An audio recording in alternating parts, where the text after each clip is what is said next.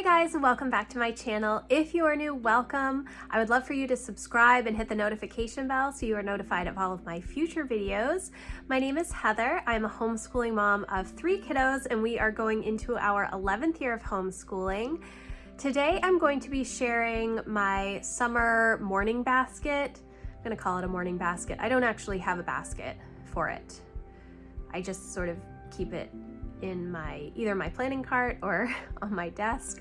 I have been using like a morning time basket for many years now, and I do switch things out seasonally as needed.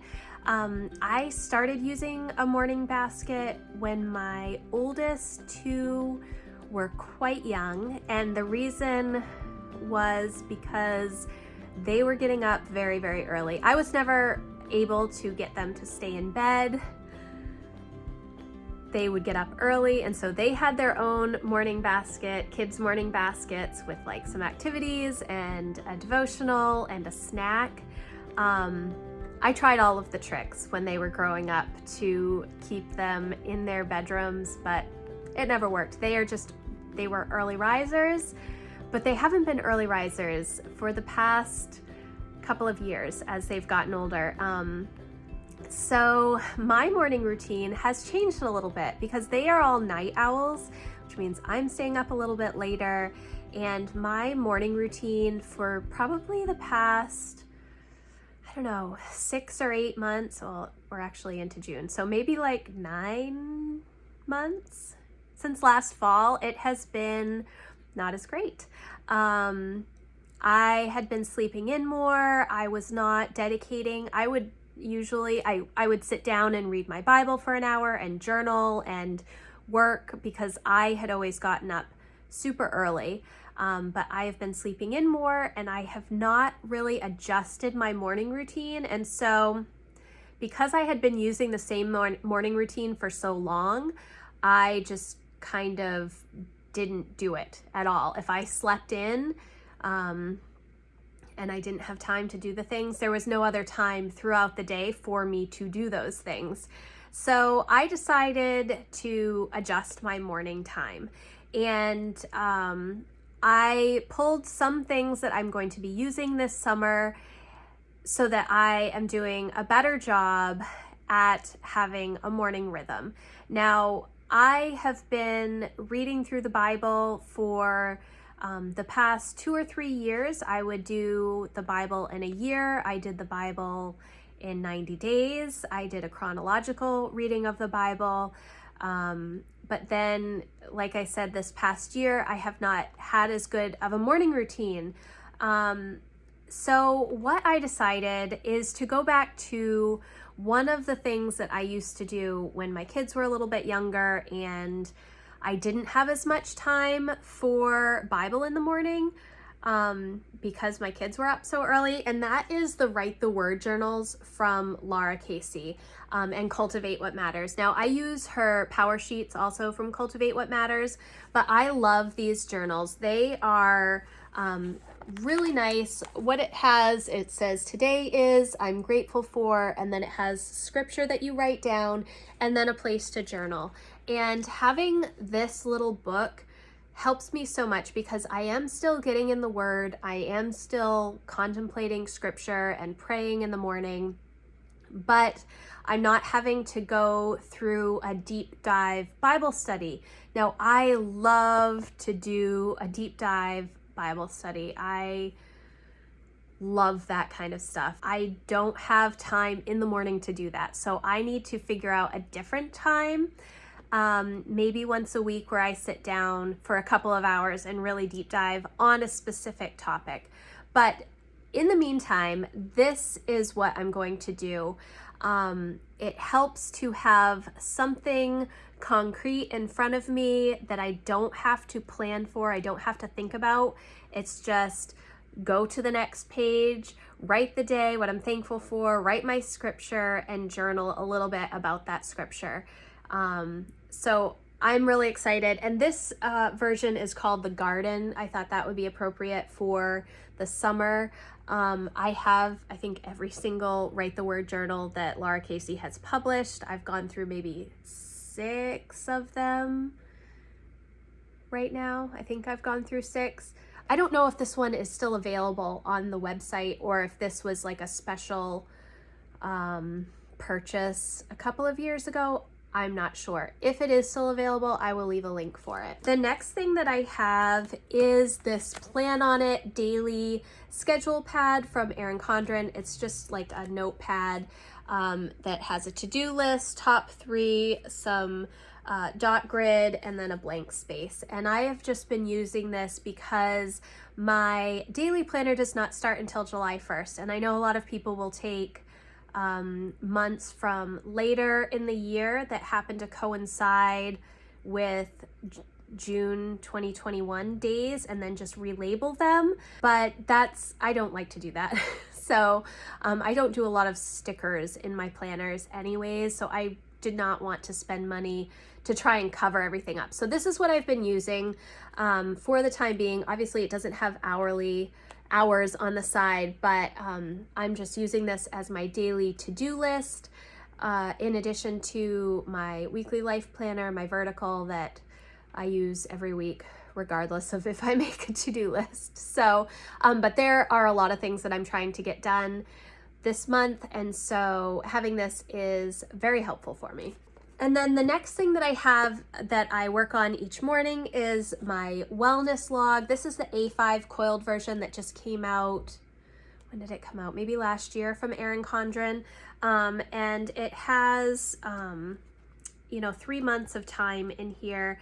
It has goals, and then it has today's focus, food log, movement, exercise, today's self-care, and then daily tracking: water, steps, hours slept, overall mood. I have been working on my health and wellness. Last year was a big struggle for me. I never seemed to get better after having shingles. It was just like ongoing and, just tired a lot. And yeah. So anyways, I have been working, now that the weather is nice outside, I'm getting outside to walk and stuff. I'm trying to do a little bit more food tracking. I know that I have like some sensitivities. If I eat like dairy, I always get really bad headaches. So tracking food and making sure that I'm eating what I should so that I'm not having really bad headaches. That's always a good thing. Cheese is just so easy and it's a good snack. But so this is also in my morning basket. It's just something for me to check in, and I do sort of check in with this throughout the day, but logging my meal plan for the day and my exercise plan before the day starts helps me to actually complete it. I do not have a specific time when I'm doing exercise or going on walks. It really just depends on the day. Like on days when it's going to be 90 degrees outside, the kids and I get up early and go for a walk at 7, or I will go for a walk before my husband leaves for work. So this is another thing that is in my morning basket. And then I do have these fine tip markers that I'm using for those things for my for my Write the Word journal, my daily planning, and my wellness log. I like to color code things. So like, for example, I have this blue that I use for Bible journaling and writing out scripture, and in my prayer journal that I have, my Val Marie paper prayer journal, I take sermon notes, and it's all in this blue color. My wellness log is green. Green is like my personal color. And then, I have different colors for different things, and I really like these fine tip markers. They write really nicely. So I usually use Stettler fine liners, but I also really like these, and I got these with the new Life Planner launch, so I've been using them. Now, the next few things that I have are actually books, and I do not read all of these each morning. I kind of alternate. The first one is A Gracious Space, and this is the fall edition. She has one for fall, one for winter, and one for spring. I don't believe she has a summer one. I should actually look. But the reason I'm reading the fall one now is because she does have some really, this is by Julie Bogart of Brave Writer, in case you're not familiar. She is really encouraging.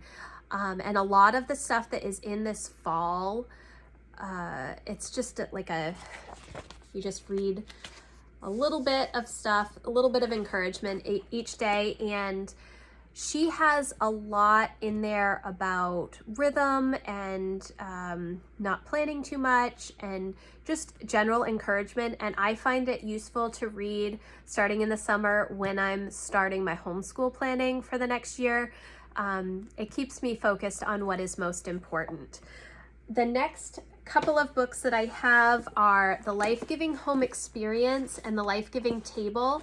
Now, I also have The Life-Giving Home, which if you have watched any of my goal videos for this year, you will know that my goals are, my word of the year is life-giving, and my goals center around life-giving home, life-giving homeschool. So these are by Sally Clarkson, and she has a series of life-giving books. She also has Life-Giving Parent, which I love. There's another one, but I can't think of it. I think there's another one. But I also have the Life-Giving Home on Kindle. And so I have been reading through this for the year. There's like monthly projects, I guess, that you can go through just to keep me on track. I started reading these again at the beginning of June just to refocus on my word of the year, life-giving, and to also motivate me to continue moving forward with my life-giving home goal and my life-giving homeschool goal. And these are actually all Sally Clarkson books that I have in this section right now. And like I said, I do not read every book every day.